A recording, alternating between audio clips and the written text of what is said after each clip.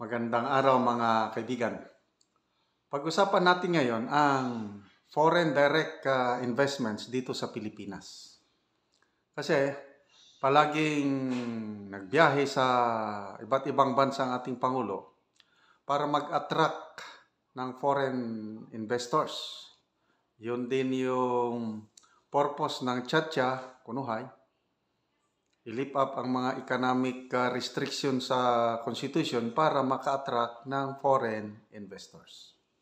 Okay, dito sa balita ngayon ng Philippine Star, ang German Ambassador to the Philippines nagreklamo o inihayag niya, siniwalat niya yung dapat gawin ng gobyernong ito para mas maka-attract ng foreign direct investments specifically from Germany.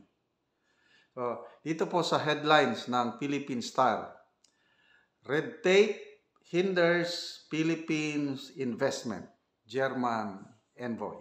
Okay, so sa pahayag sa media ng German Ambassador to the Philippines, Andreas Flafornoseke, mahirap So, red tape yung daming pasikot-sikot sa gobyerno.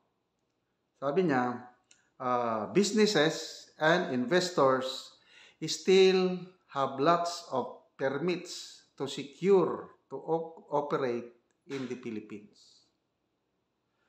To secure these permits, businesses have to deal with different layers and units of government. There is corruption in certain bureaucratic processes that businesses and investors face. Streamlining processes and reducing red tape is one of the key concerns. Ano pa? Ito yung magandang sinabi niya. German companies interested in investing more in the Philippines need red carpet and not red tape. Diyan mo lang muna tayo. Malala ko last year, meron akong kaibigan na mayaman, Pilipino, kailang American citizen na. Negosyante sila, maraming negosyo iba't ibang bansa. Ang alam ko, Malaysia, India. So last year, siguro bandang September, nagpunta dito sa Pilipinas at nagbalak sila na mag-open ng business. Okay, nasanay siya sa US. Mabilis ang proseso pag negosyo sa US, walang red tape. Mabilis.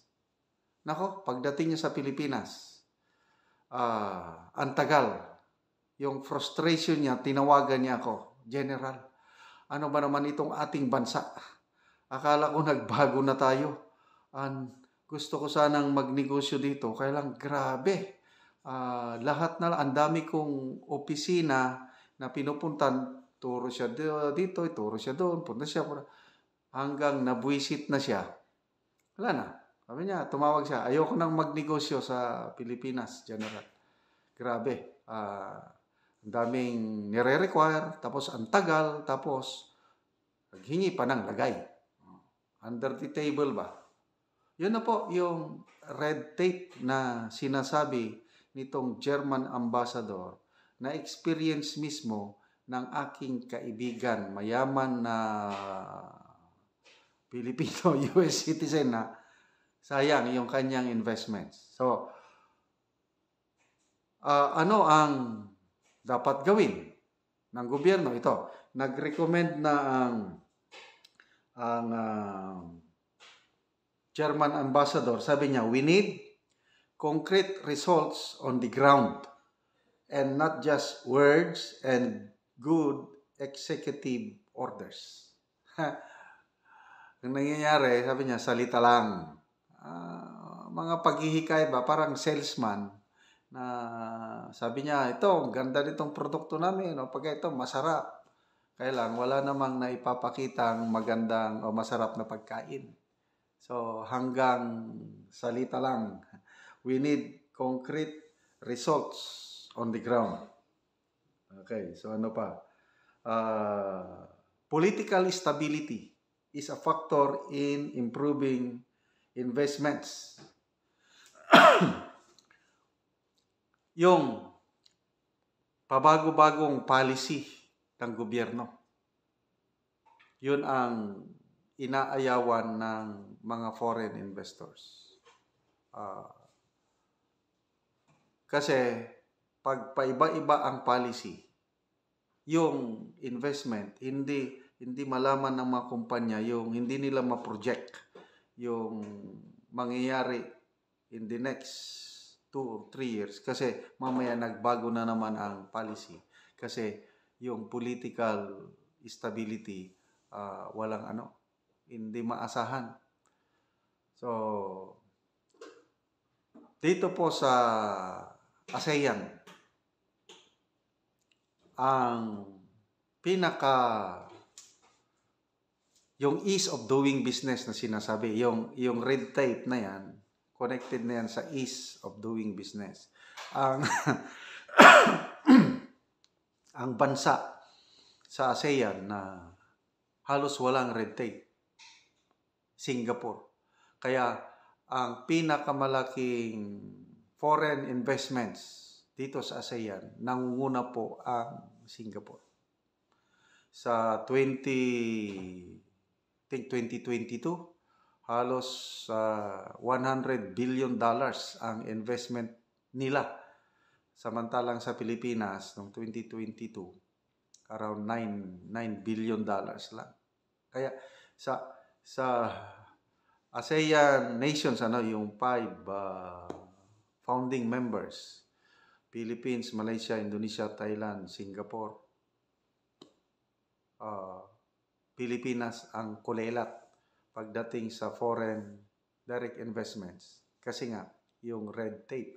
Okay, example, sa Singapore, pag mag-apply ka ng permit doon, minutes, hindi ka na aabutin ng 1 oras, makukuha mo na yung permit mo.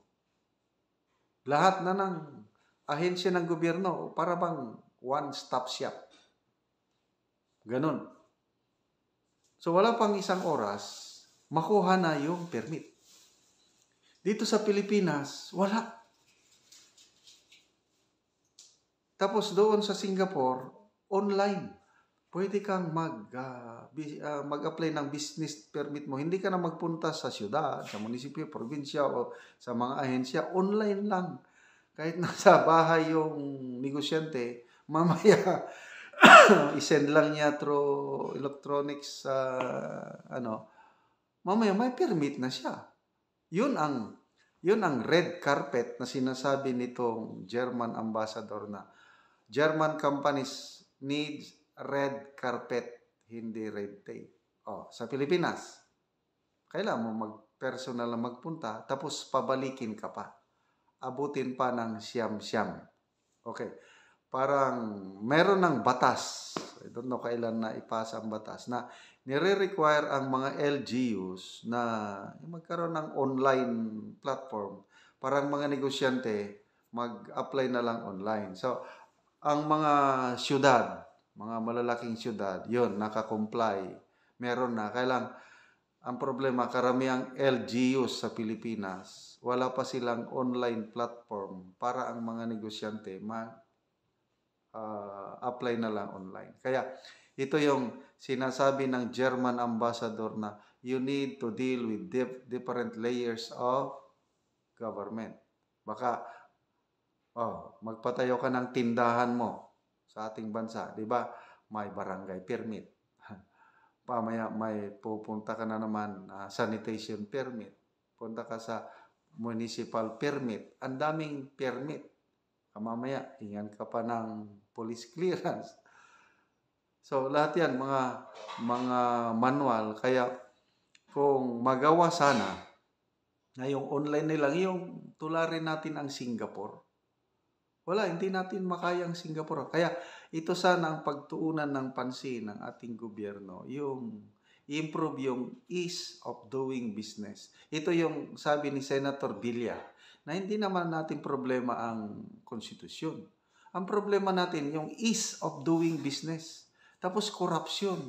Tama, si Senator Villar nagtugma dito sa pahayag o reklamo ng German ambassador. So, sana eye-opener ito sa PBBM admin. Kung gusto nila na hindi masayang yung gastos, yung pera ng taong bayan sa sigilang kapunta sa iba't ibang bansa maghikayat ng foreign investments, yung kalagayan sa bansa, pasikot-sikot red tape, hindi naman naasikaso. So sana asikasuhin, walain ang red tape at ang ibigay sa mga mamumuhunan, red carpet.